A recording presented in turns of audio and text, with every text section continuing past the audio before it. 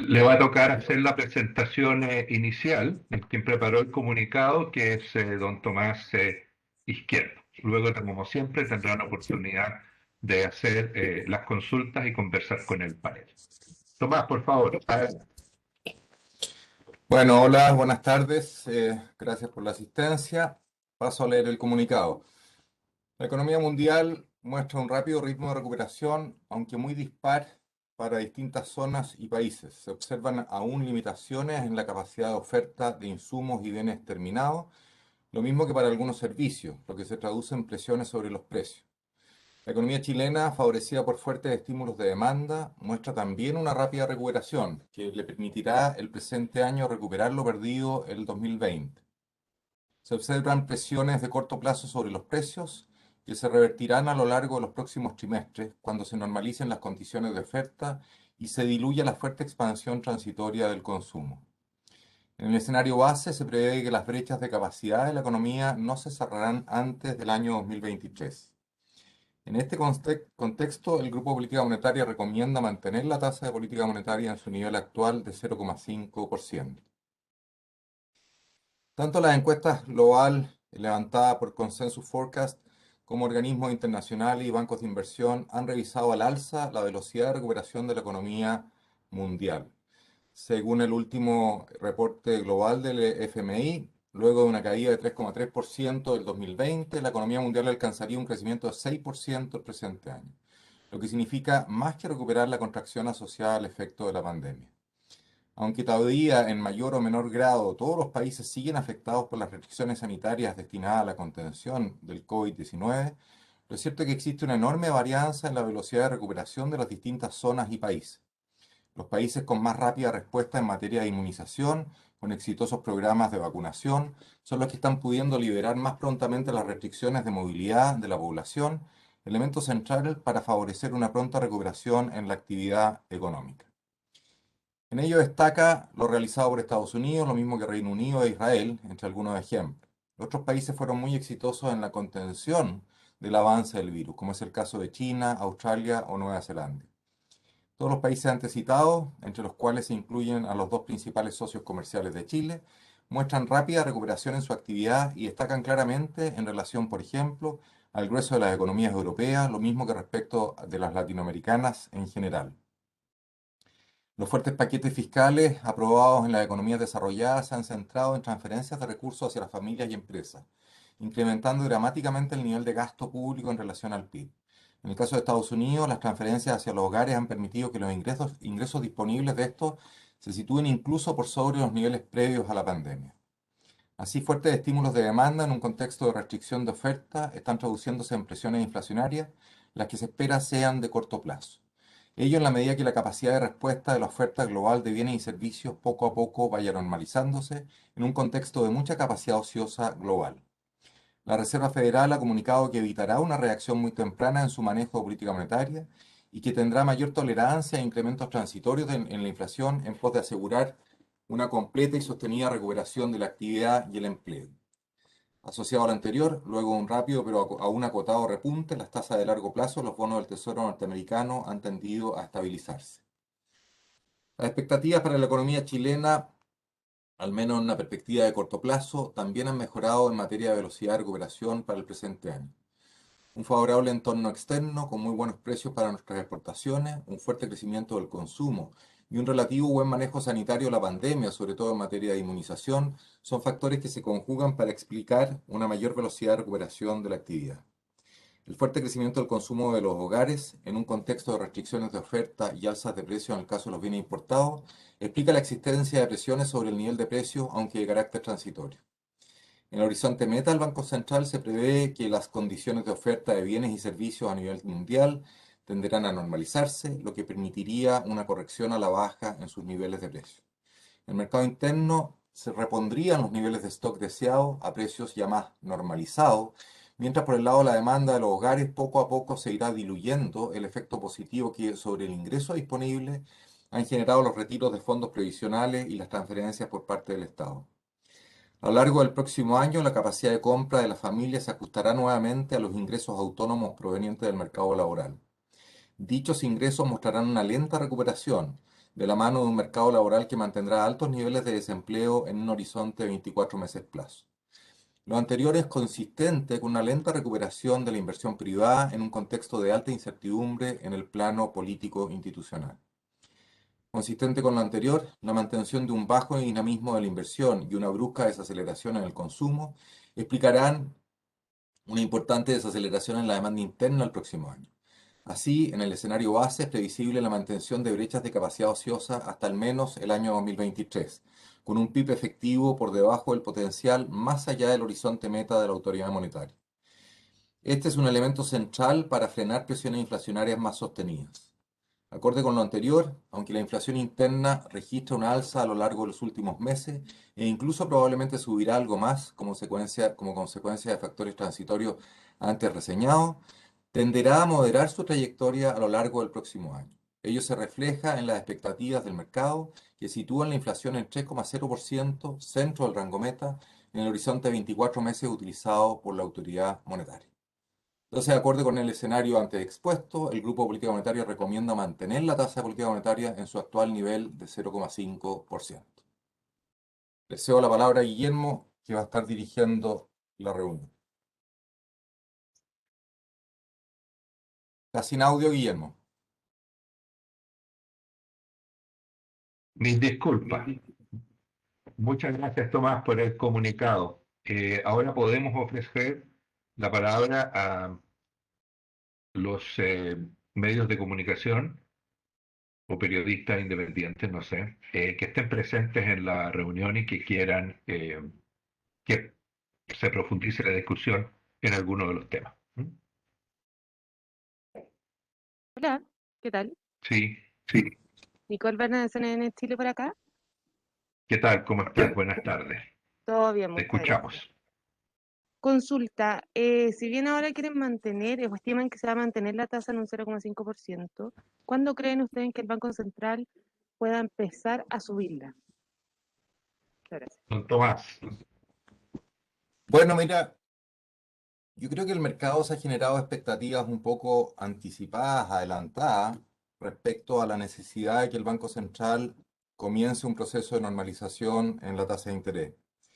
Y eso derivado de que estamos hoy día observando un fenómeno transitorio de un fuerte crecimiento del consumo, asociado, como dijimos, a las transferencias que han recibido los hogares, lo que se ha encontrado con una oferta que todavía es restrictiva y con presiones en los precios de los bienes importados.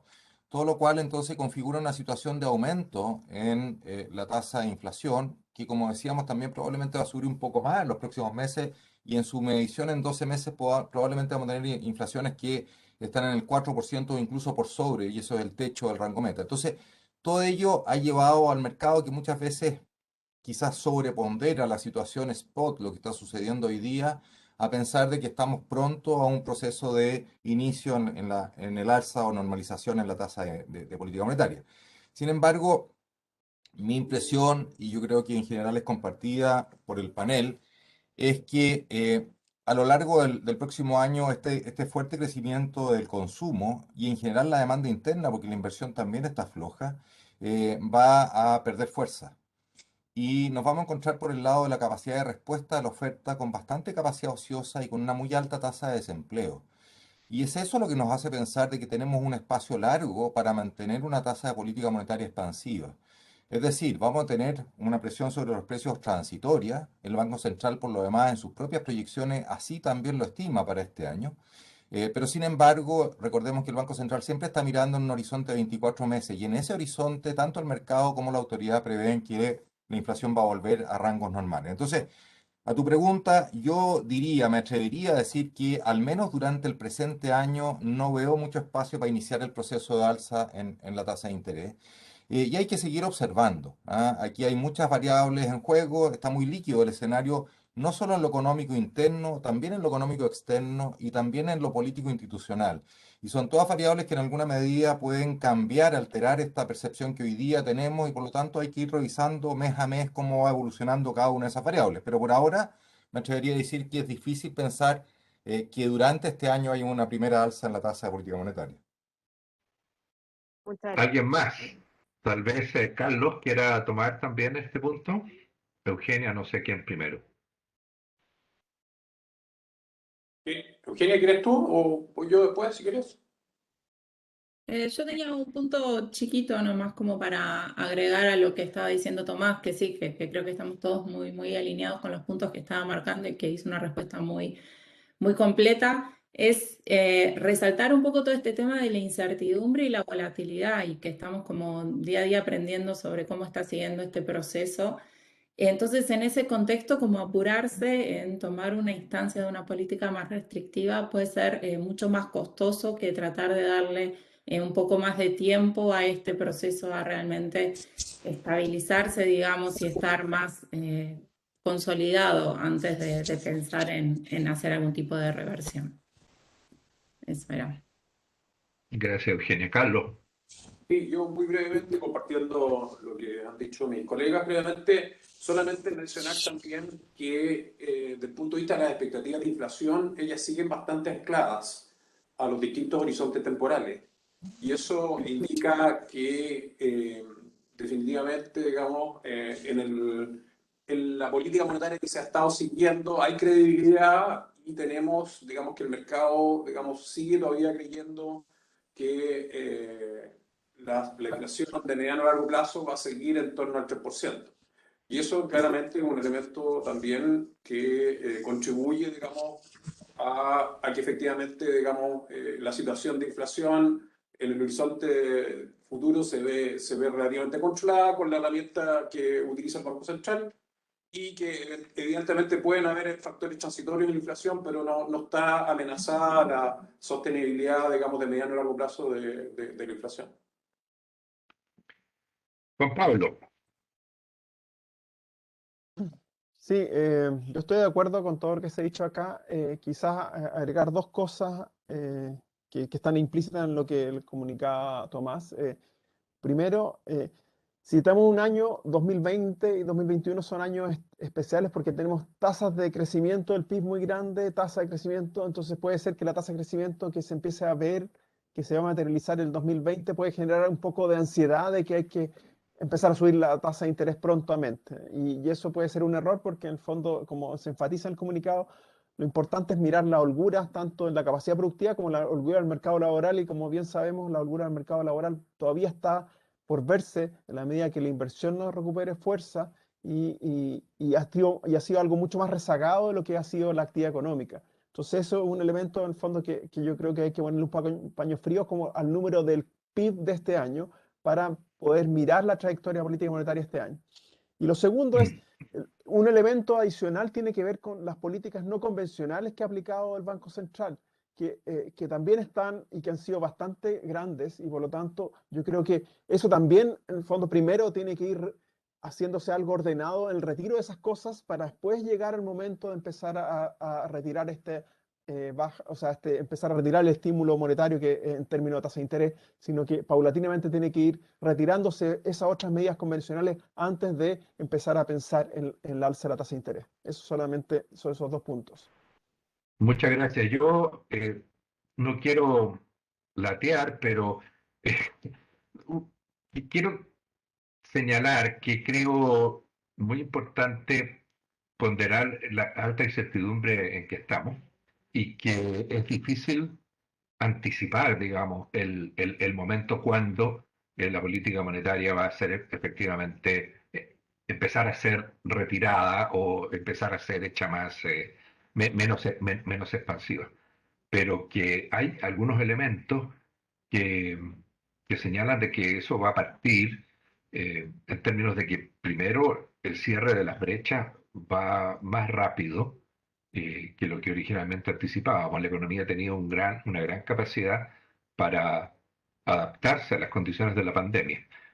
Y en términos de niveles del PIB vamos a estar pronto en 2019 y tal vez pronto con bajo crecimiento del PIB potencial en términos de una brecha cercana a cero. Cuando digo pronto, puede ser 2022 todavía. Así que yo creo que tenemos que seguir mirando, ¿no? Con cuidado y no anticiparse demasiado a tomar determinaciones respecto del futuro en condiciones tan inciertas. Eso por el momento. Muchas gracias. Nicole, por tu consulta. ¿Tenemos Gracias a alguna ustedes. otra pregunta? Yo también quería seguir con ese mismo punto, si es que se puede. Bueno, Nicole, Sirve- aprovecha que nadie te ha disputado el... Parece que en el chat hay preguntas, Guillermo. eh, ¿Sí? No, en el chat hay un intercambio respecto de los mails para poder, Ok, ok. para poder recibir ¿cómo se llama? El comunicado. Todos los que quieran tener el comunicado pueden escribir en el chat su mail y nuestra secretaría se va a hacer cargo de enviárselo. Pero Nicole, tú tienes la palabra, así que aprovecha ahora de hacer otra consulta. Perfecto, muchas gracias. Es bien cortito porque ustedes no quieren anticiparse a una proyección del alza de interés. Me imagino que tampoco pueden ver o pueden estimar cuándo el mercado va a empezar a dar sus señales de alza de tasas de crédito hipotecario, etcétera. Mm, Mira, ha pasado una cosa bien notable con las colocaciones, de hecho las he estado observando ahora en la mañana. Se dan fenómenos especiales en esta crisis respecto de otras crisis. Lo primero fuera de lo común fue que las tasas a las empresas, los créditos comerciales, tuvieron el año pasado, en la mitad de una mega recesión, un crecimiento fuerte porque hubo todas las ayudas con créditos FOGAP, etcétera, para que las empresas pudieran ajustarse a la falta de ingresos corrientes. Sin embargo, y eso es lo interesante, ahora las colocaciones comerciales empiezan a mostrar una declinación relevante que podría asociarse más a lo que pasa con las perspectivas de inversión, etcétera. Y en el crédito hipotecario, el crédito hipotecario ha sido quizás el más estable en términos de flujo.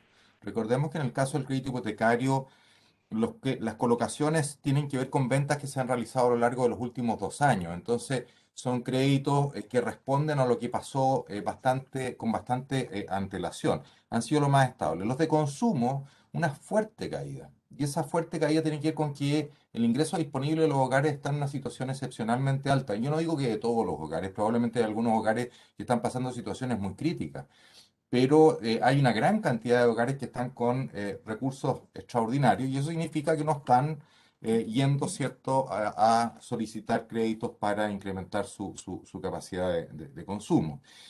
Y la tasa del crédito hipotecario, y esto es bien notable a propósito de tu pregunta, si bien la tasa libre de riesgo, los papeles del Banco Central de largo plazo han ido al alza, la tasa del crédito hipotecario se ha mantenido bastante estable. Y se ha mantenido estable gracias a que el spread que cobran los bancos por colocar crédito hipotecario se ha ido reduciendo, a tal punto que hoy día el spread está por debajo de los promedios históricos. Y eso responde, yo creo que en mayor medida, a que la cartera de los bancos está muy sana. La cartera de los bancos está sana, con mora muy por debajo de los niveles previos a la crisis, como otro corolario positivo de la pésima política pública que fue los retiros de los fondos previsionales. La gente ocupó parte de esos recursos para ponerse al día en sus créditos. Entonces hay una situación, como partí diciendo, bien anómala en esta crisis respecto a lo que está pasando con el crédito y con las tasas de interés en particular. Entonces tenemos unas tasas largas que han subido supuestamente anticipando que en algún momento va a subir la tasa corta y reaccionando a lo que ha pasado con la tasa larga fuera de Chile, pero unas tasas de mercado de largo plazo, al menos en el ámbito hipotecario, se mantienen en niveles históricamente muy atractivos.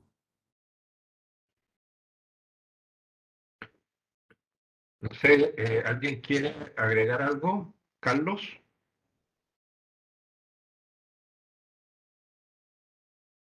Lo dijo muy bien don Tomás. Ah, ¿Eugenia o Juan Pablo? ¿No?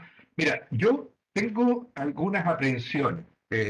Yo entiendo que hemos tenido un shock de tasas importante, alzas de las tasas base, de mediano y largo plazo bien significativas, que creo que tienen que ver con alzas de las tasas afuera y también con aumentos del riesgo país, con factores de carácter político en Chile.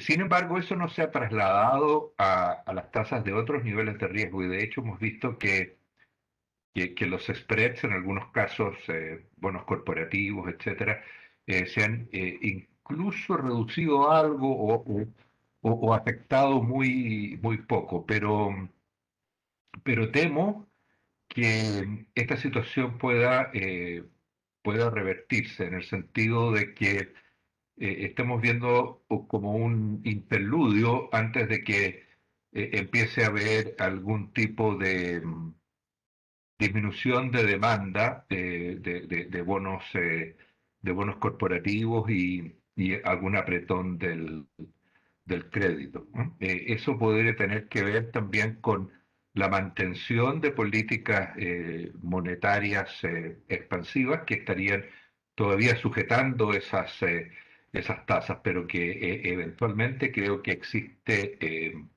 un riesgo de que el aumento de tasas de mercado, de tasas de crédito, pueda empezar a verificarse. Bien, Carlos, se motivó.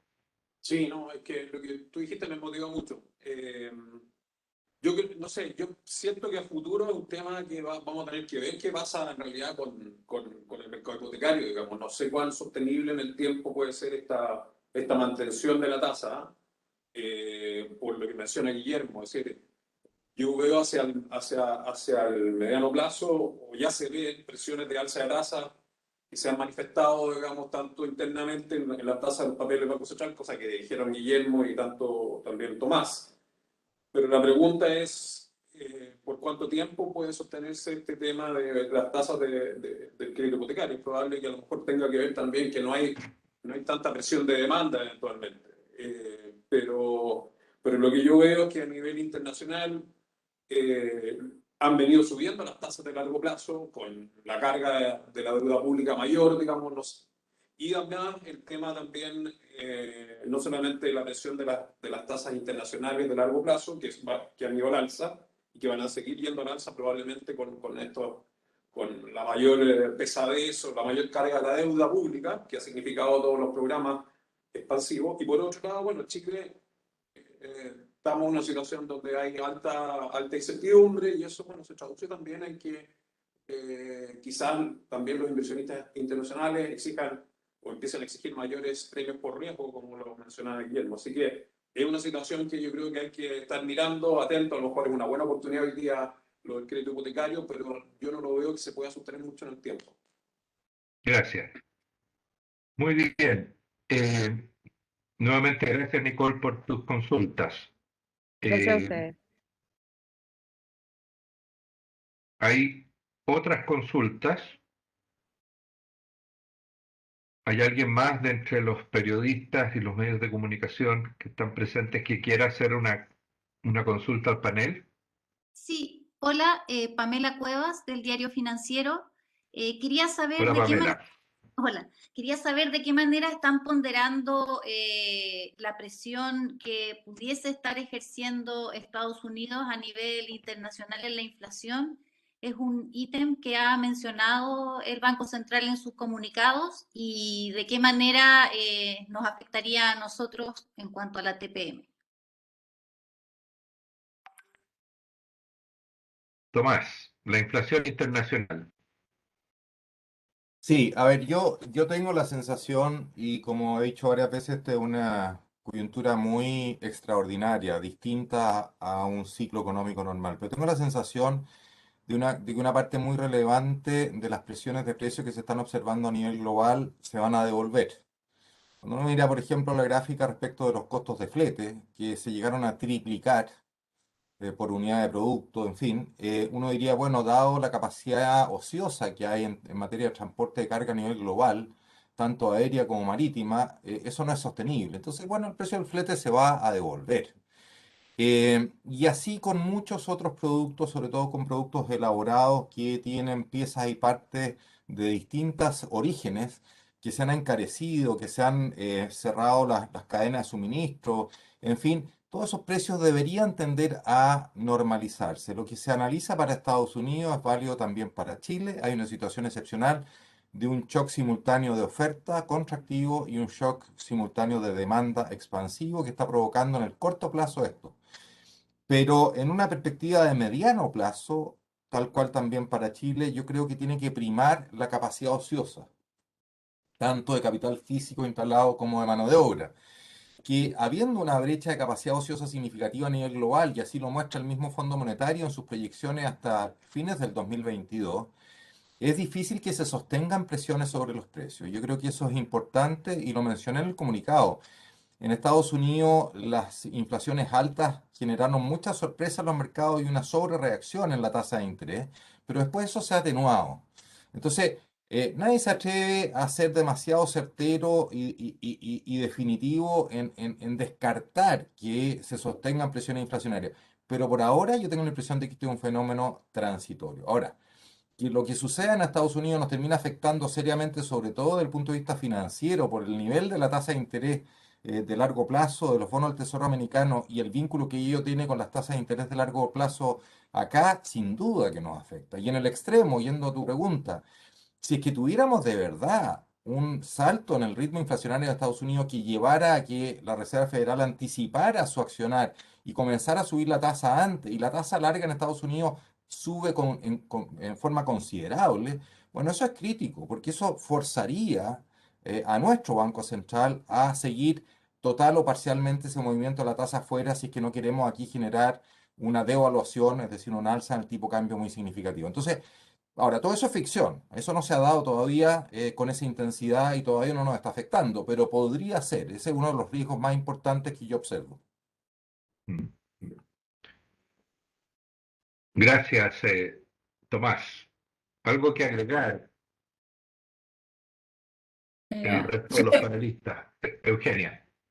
Sí, a mí me gustaría complementar un par de puntos. Me parece que está súper completa la respuesta de Tomás, solo para agregar un par de cosas.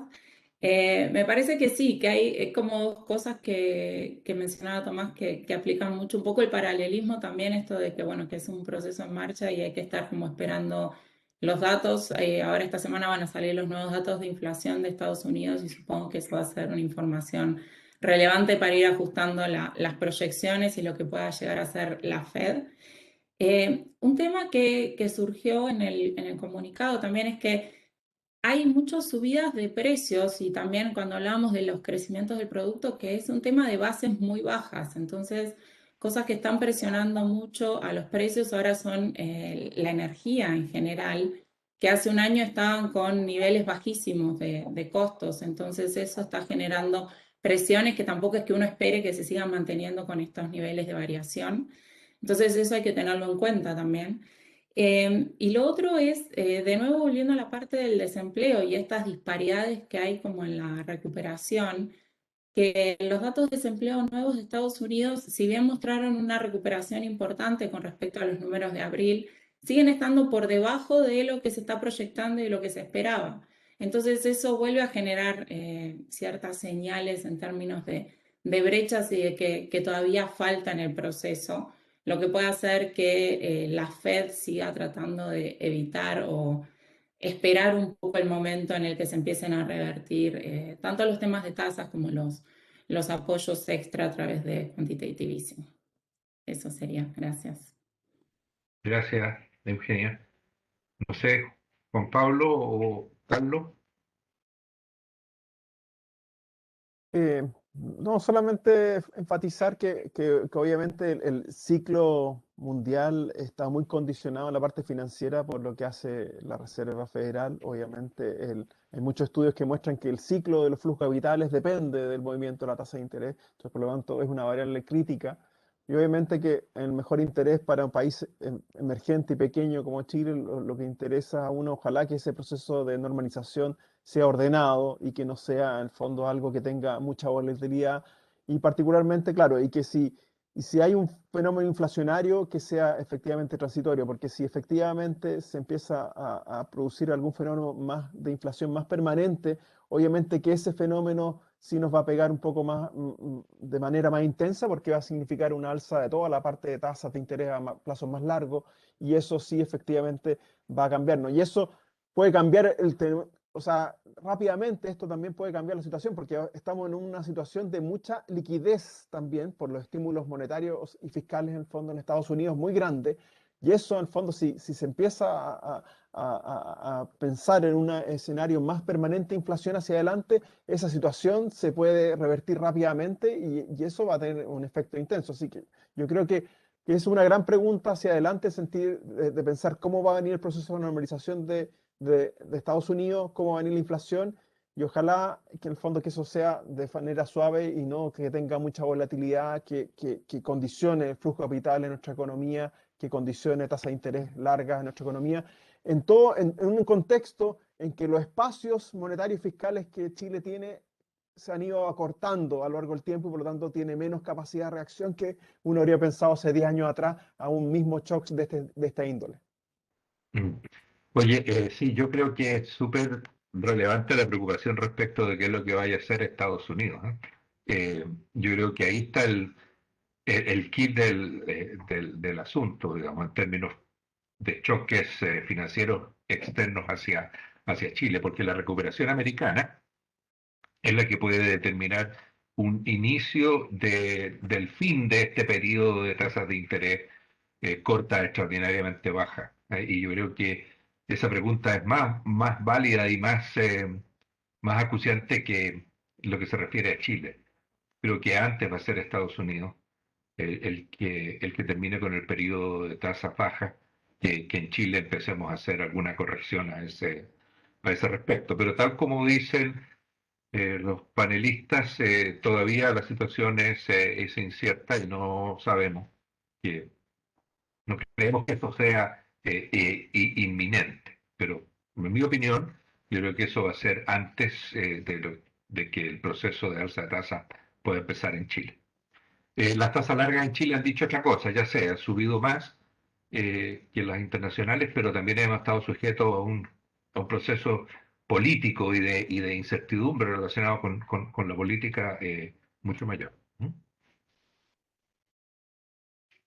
Perfecto. ¿Algo más que agregar o pasamos a algún otro tema? No sé si tienes alguna otra pregunta de follow-up, eh, Pamela. No, muchas gracias, me quedó claro. Ya. Aquí tenía un diálogo Andrés Huerta, me parece que dice, dejé una pregunta en la otra casilla, estaba tratando de preguntarle de cuál casilla, porque me tiene medio confundido. Eso, no sé si tiene una pregunta, Andrés. ¿Sí? ¿Me escucha, profesor? Sí, la escuchamos, con mucha Sí, atención. mejor la leo porque estaba en la casilla de preguntas y respuestas.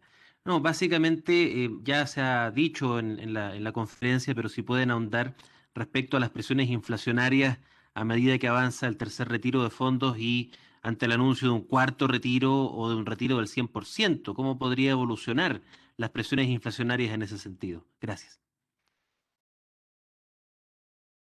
Gracias, Andrés. Tomás. Voy a ser más breve. A ver, quiero creer de que no va a haber nuevos retiros, pero no puedo en ningún caso confiar en que no va a ser así por los precedentes que hay.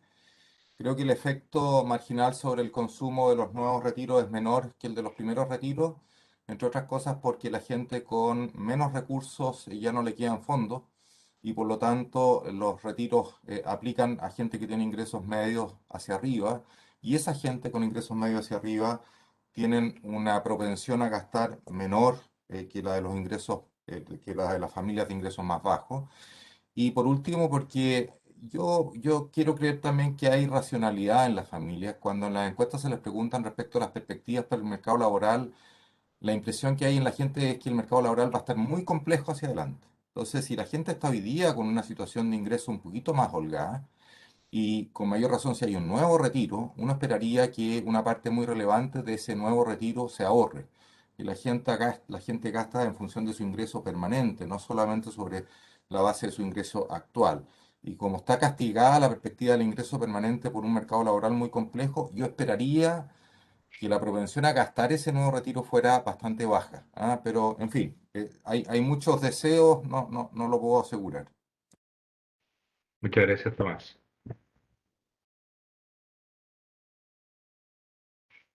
Bueno, yo quisiera complementar lo de Tomás, dado que mis compañeros de panel no han saltado a tomar la palabra, porque tengo la impresión de que hay en este momento un estímulo en términos de ingresos y de liquidez extraordinariamente alto en la economía, que ha llevado a crecimientos muy fuertes del consumo y particularmente del consumo durable, que ha tenido saltos extraordinarios. Pero todo eso es transitorio, ¿no? Yo creo que, bueno, tanto el efecto sobre el consumo de los retiros es transitorio, como también los apoyos de ingresos que está dando el gobierno y que ha dado a través del tiempo y que se han acordado en este nuevo acuerdo de mínimos comunes. Eso también está empujando el consumo, más el consumo habitual en ese caso. Pero eso también es transitorio, ¿no? Y a la larga nos vamos a ver enfrentados con una situación de ingresos que va a responder a lo que sea que esté generando el empleo. Y ahí creo que tenemos que tener una preocupación. Yo creo que el cuadro de empleo se ve de un crecimiento extraordinariamente lento. Hubo una recuperación inicial, la mitad de los empleos perdidos se recuperaron, pero ya en el primer trimestre de este año el ritmo de recuperación es mucho más lento. Y por lo tanto la situación de ingresos se va a ir haciendo más complicada y los hogares tienen que tener esto en vista, ¿m? Y ser cuidadosos en gastar los excedentes de liquidez que tengan, porque de otra manera se van a ver enfrentados a un ajuste muy profundo el año que viene. Yo creo que eso realmente es un desafío para los hogares y también para el conjunto de la economía, digamos, que hace pensar tal vez de que puede que hayamos lanzado demasiado estímulo en el curso de este año. Creo que los retiros han sido una irresponsabilidad tremenda que van a afectar las pensiones en el mediano y largo plazo muy negativamente, pero que además están generando esta sensación de abundancia que no se va a sostener. Carlos. Ya, muchas gracias. No solamente complementar algunos puntos adicionales. Bueno, o sea, ustedes bien saben que se va a aprobar un nuevo ingreso familiar de emergencia universal y, bueno, bastante más generoso, con bastante más cobertura de las familias, para todo el registro social de hogares, un 100% cubre. Para los próximos 3 meses, un 100%, después se va retirando a partir de septiembre. Eso es un shock de demanda muy importante, un shock de ingresos muy importante para las personas que reciban eso, las familias que reciban ese ingreso, que son 15 de 18, 19 millones de habitantes. Por lo tanto, en mi opinión, se justifica mucho menos, no tiene ninguna justificación. Es decir, yo siempre estuve en contra, digamos, del tema del retiro de los fondos de pensiones, pero ahora en estas circunstancias menos aún. Yo espero, como dijo Tomás, que se haga el análisis de que ya se llegó a una política fiscal bastante expansiva, bastante generosa en términos de transferencia en los próximos meses, entendible por las circunstancias que estamos viviendo, pero sumarle además retiro a lo que ya significa este IFE, digamos, remozado, me parece que sería una gran irresponsabilidad. Ahora, no sabemos porque, bueno, se dijo en su oportunidad, la primera vez que se aprobó un retiro, que iba a ser por única vez. Entonces, por lo tanto, la credibilidad que uno tiene respecto de esas decisiones, que cuando se anuncia que va a ser por una sola vez, me parece que uno no tiene mucha credibilidad. Y respecto al 100%, me parece que, bueno, es el extremo del retiro. Yo entiendo que eso tiene que ver con un tema distinto, digamos, como una respuesta a una potencial amenaza de nacionalización de los fondos. Y ese es otro tema. Los fondos son de las personas, tienen que, digamos, respetarse la propiedad de esos fondos, digamos, y es un tema distinto. Creo que entró a la palestra básicamente como respuesta de un proyecto de algunos senadores que justamente proponían nacionalizar los fondos. Ahora, ese es otro debate. De hecho, hay un debate importante de qué significa nacionalizar los fondos. Algunos lo entienden como una expropiación, otros lo entienden como que puede, no sé, el sector público manejar estos fondos.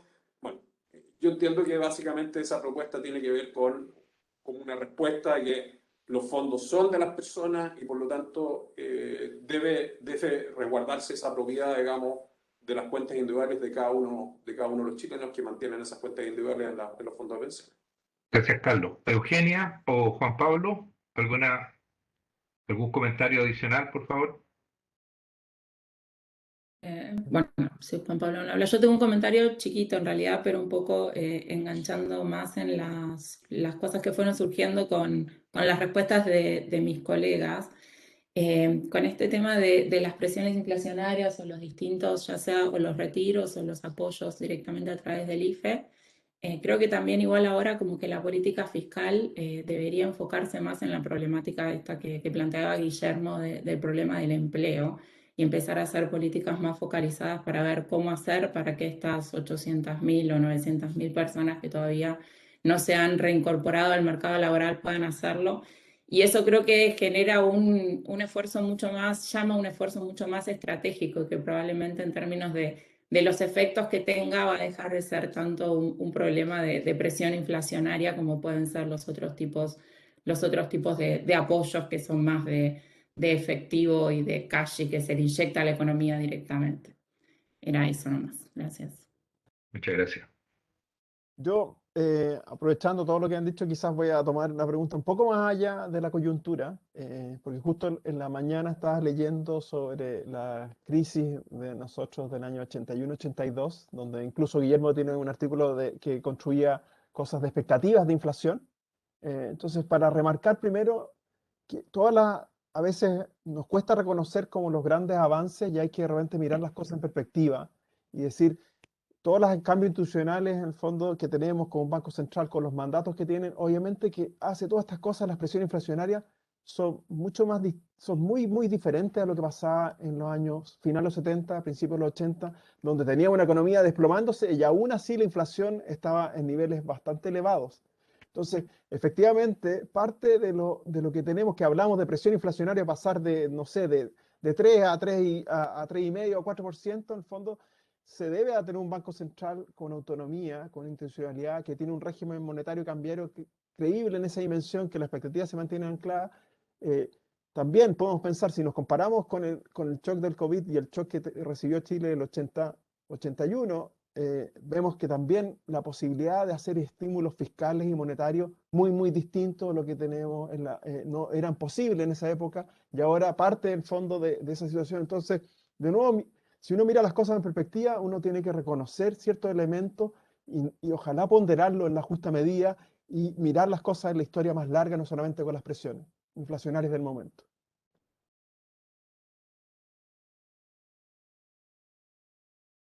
Está en silencio, Guillermo.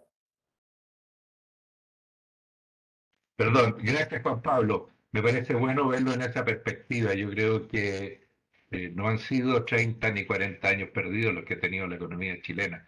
Hemos realmente avanzado mucho en materia institucional. Y eso nos permite, como tú bien señalas, tener una política monetaria mucho mejor anclada, digamos, ¿no? Y también tener una política fiscal que es mucho más ágil y que maneja una cantidad de recursos enorme. O sea, estamos hablando de que este año se han hecho gastos adicionales como por 20.000 millones de dólares. ¿No? Entendamos las dimensiones de eso es casi, bueno, 10% del producto. ¿No? ¿Cuántos Codelco es eso? ¿No? Claro, Son de como hecho, tres, son como 2 o 3 Codelco, ¿no, Tomás? ¿Mm? mira, yo no sé cómo valorizar hoy día Codelco, pero de hecho la suma de todo lo que se ha anunciado llega a 28.000 millones de dólares. O sea, efectivamente es el 10% del PIB. Ya. Ese es equivalente al estímulo que tiene Estados Unidos y está muy por sobre todo el resto de las economías desarrolladas y para qué decir respecto de la economía emergente. Entonces, eso habla de que aquí una cosa es lo que ha sido y otra cosa es lo que ha parecido. El manejo político en esta cuestión ha dejado mucho que desear, se llegó tarde, a veces con las ayudas se focalizó demasiado, pero lo triste de todo esto es que habiendo hecho un esfuerzo fiscal gigantesco, todavía la opinión pública tiene la sensación de que no se ha hecho suficiente. Eso a mí me parece gravísimo y concuerdo completamente con lo que decía Eugenia. Hay que dejar de repartir recursos Utvi et Orbi y hay que empezar a focalizar el gasto, sobre todo en lograr recuperar el empleo, recuperar la inversión con inversión pública, ojalá intensiva en mano de obra. Aquí hay además cambios estructurales en algunas industrias que van a hacer que la recuperación del empleo también sea más lenta que en otras oportunidades. ¿Para qué decir la industria del comercio? Yo estaba sacando la cuenta el otro día. Entre fines del 2018 y hoy día, por cada unidad de producto del sector comercio se ocupa un 20% menos de mano de obra, para que nos hagamos una idea. Y una parte de eso va a ser más permanente por los cambios en los canales. O sea, eh, ya se pactó, a mi juicio de mala forma, una cantidad de recursos gigantesca. Bueno, ahora hay que de verdad hay que hacer el esfuerzo de hacer una ingeniería más fina de cómo seguimos gastando hacia adelante. Y hay que hacer un llamado, al menos desde este lado, del lado más técnico, en esa línea, porque aquí hay una distorsión en la percepción de lo que ha pasado, digamos. Se cree que aquí no ha habido suficiente. Aquí ha habido mucho solo a nivel comparable con Estados Unidos. Gracias, Tomás. Yo también creo que ha habido mucho impulso y que ese impulso no es permanente, digamos, y de alguna manera hay que transmitirlo a la gente de que este tipo de ayuda no se puede sostener para siempre en el tiempo. 28.000 millones de dólares es muchísima plata. ¿Mm? Es muchísima plata. Bien, Guillermo, sí, y son recursos, digamos, que disponemos por una sola vez, no creo que lo vamos a poder estar sacando permanentemente. Esto se debe a lo mucho que habíamos ahorrado en el pasado. ¿Mm? Carlos. no, dos reflexiones. Me parece muy atingente lo que dijo Juan Pablo, en el sentido de mirar en perspectiva lo que es la economía chilena, también lo mencionó Guillermo, bueno, todos los colegas. Mirar en perspectiva la capacidad que hemos tenido de reaccionar, impresionante en términos de recursos desplegados. Uno puede criticar, digamos, a lo mejor se pudo criticar en su oportunidad, lo que también mencionó Tomás, si fue oportuno, si fue demasiado focalizado inicialmente, ya. Pero mirado en perspectiva es un esfuerzo enorme, tanto del gobierno, digamos, desde el punto de vista de toda la magnitud de los programas de transferencia, y segundo, también el accionar del Banco Central, que ha sido muy oportuno, con medidas convencionales y no convencionales, que han permitido, digamos, sostener también el canal del financiero, digamos, con cierta normalidad en un contexto bastante, digamos, de crisis muy profunda en términos de lo que significaba, digamos, todo el tema de la cuarentena, que impide, digamos, poder producir normalmente muchas cosas y muchos bienes y Bien. servicios. Ahora, creo que es muy importante también lo que mencionó Eugenia en el sentido, y también Tomás, de que esto, y lo mencionó también Guillermo, la chancelleridad de estos apoyos. Y además, tener en claro que también estos mecanismos de transferencia generan incentivos negativos en el sentido de ir a buscar el empleo. Yo no entiendo en un sentido de cuarentena, que tiene mucho sentido ir cuando la gente no puede salir de su trabajo, de su casa a trabajar, obviamente de toda lógica poder ir con apoyos de este tipo. Pero en la medida Bien. que las familias se sigan acostumbrando a estas transferencias, tenemos ahí un tema también de incentivos que son perversos, y por lo tanto creo que es muy importante ir ajustando la política de apoyos hacia una mirada más pro empleo. Muy bien, gracias, Carlos. Pero pueden haber todavía algunas otras consultas. No sé si hay algún medio que esté interesado en hacer Yo, una última yo, consulta. ¿Dónde ¿se me estás? escucha? Sí, se Tomás Mata escucha. de Mol por aquí. ¿Cómo Tomás, están? mucho gusto saludarlo. ¿Cómo estamos? Bien aquí, todo bien, muchas gracias. Oiga, yo les quería hacer una pregunta, a ver si podemos abordar el que quizás es el tema del día, que son las elecciones en Perú. Está ajustadísima la elección en Perú, pero Castillo va a dar vuelta al tablero y está ganando en este minuto. Entonces quería ver que me comenten cómo esperan que reaccione el mercado o también los inversionistas chilenos en Perú ante un eventual triunfo de Pedro Castillo, y también al revés, cómo esperan que sea la reacción ante un eventual triunfo de Fujimori, para abordar los dos escenarios posibles. Gracias. Bueno, nuestros analistas monetarios también tienen un sombrero de analistas políticos internacionales, ¿no? Así que les vamos a pedir a ellos de que traten de responder a esta pregunta, partiendo por Don Tomás, que es el encargado de nuestro comunicado esta vez. ¿Qué le parece Sí, el pillito este? mira, la verdad es que miro todo lo que está sucediendo en Latinoamérica con mucha preocupación. Yo creo que Latinoamérica hace algún tiempo empezó a dar muestras de un avance importante en la calidad de la política, en que el sistema democrático representativo empezó a instalarse con fuerza y creo que en los últimos años ha tenido una reversión compleja por lo que ha pasado en varios países y en el margen el deterioro además en la calidad de la política y las propuestas programáticas es más dramático aún. Entonces, ¿qué quieres que te diga? Preocupado, preocupado por Perú. Uno puede hacer cuentas cortas diciendo, bueno, si Perú se deteriora mucho y daña mucho la inversión, va a dejar que Chile lidere el tema de la inversión en minería. Esa es una mirada muy corta y lo he escuchado, por eso lo repito. Es muy negativo que la región como un todo se deteriore. La región lamentablemente se está deteriorando a pasos bastante largos. Y a mí eso me genera mucha preocupación. Y es bien triste porque te confieso, y estos no son temas que correspondan a este panel, digamos, pero ninguna de las dos alternativas peruanas a mí me parece muy atractiva. Evidentemente una es menos mala que la otra, pero complejo, complejo, es un desafío enorme para reinventar la capacidad de representación de la política para dirigir estas economías de nuevo en el buen sentido y no lo veo bien aspectado. Gracias, Tomás. Carlos. Sí, muy brevemente, coincidiendo con Tomás, que veo un barrio latinoamericano deteriorado en términos políticos, en términos institucionales, quizás empujado mucho por el tema de la pandemia, que en otros países ha sido más complejo su manejo, pero además empujado por temas que venían de arrastre de antes, digamos, en el caso de Perú, digamos, creo que en un año han tenido como 5 presidentes, no sé, digamos, muchos de ellos acusados de corrupción. Bueno, yo creo que un mal que tiene Latinoamérica es que de alguna manera se ven, digamos, muchos episodios de corrupción a nivel de las autoridades y eso lleva a una desafección de las personas y lleva quizá a tomar decisiones que son erróneas al final porque están buscando soluciones en eventuales candidatos populistas que ofrecen el cielo en la tierra y que eso no es posible, digamos, sinceramente.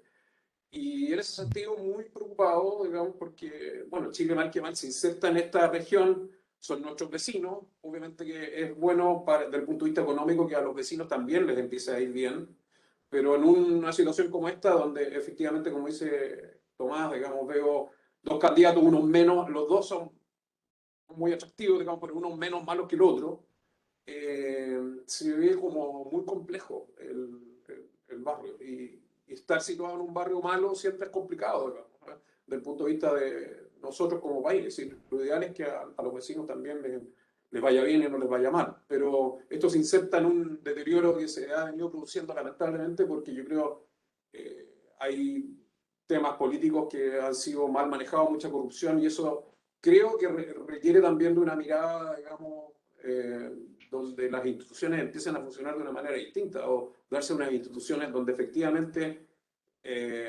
la corrupción sea duramente castigada. Yo creo que los países que tienen alta corrupción no tienen ningún destino económico positivo. Es muy difícil que un país en esas circunstancias pueda generar una economía, digamos, que se desarrolle y le dé prosperidad a las personas y a los habitantes de ese país.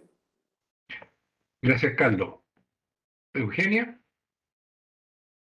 Sí, solo para complementar un poco en este tema de fuera de la cancha a lo que estaban diciendo los colegas, más allá de, claro, de los candidatos y que nos gusten o no, nos gusten menos, creo que de por sí el proceso es preocupante y eso le está dando malas señales al mercado y también para mediano plazo, porque gane quien gane de estos dos, una elección tan polarizada, tan reñida, va a afectar la gobernabilidad en los próximos años. Entonces, Creo que eso de por sí es una señal que el mercado la está tomando como muy negativa por sí, más allá de que si sacan un poquito más de diferencia o no lo que pasa en las próximas horas. Eso era. Eugenio, me quitaste las palabras de la boca. Yo creo que es justamente ese el punto. Yo creo que la crisis de Perú es una crisis de gobernabilidad, que viene antecedida por todos los problemas que hemos visto relativos a la corrupción. Hay una gran inestabilidad política y eso creo que va a ser muy malo para nuestro país, porque los peruanos son parte de nuestro vecindario, son gente muy cercana a nosotros, son país hermano y donde tenemos muchas cuestiones en común, incluidas muchas inversiones de empresas chilenas en el Perú. Yo creo que la situación es preocupante por ese lado, por el lado de la gobernabilidad.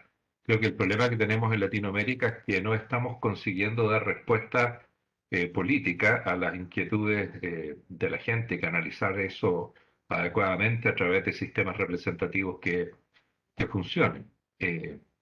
Lamentable. Pero bueno, podemos esperar que eventualmente empecemos a encontrar algún tipo de acuerdo, porque la verdad es que esta situación de ingobernabilidad no beneficia a nadie. No beneficia a nadie, perjudica a toda la sociedad. Juan Pablo, perdona que te interrumpiera, pero que no No, te no, cediera el paso, no, pero no, es sí, que lo de Eugenio me motivó sí, a está bien. Yo hablar. sí no tengo, no quiero entrar fuera de la cancha, creo que sí. Lo único, el resumen, sumando y restando, yo creo que sí, lo importante a uno le interesaría que todos los países vecinos de Sudamérica en general también todos les fuera bien en términos de institucionalidad política, democrática y que hubiera gobernabilidad. Mientras eso no ocurra, en el fondo al final eso igual es mala noticia para nosotros, yo creo. Muchas gracias. Bien, hemos Muchísimas extendido gracias. esto ya por una hora. No sé si hay alguna otra pregunta o ya corresponderá ir pensando en agradecer y hacer un cierre.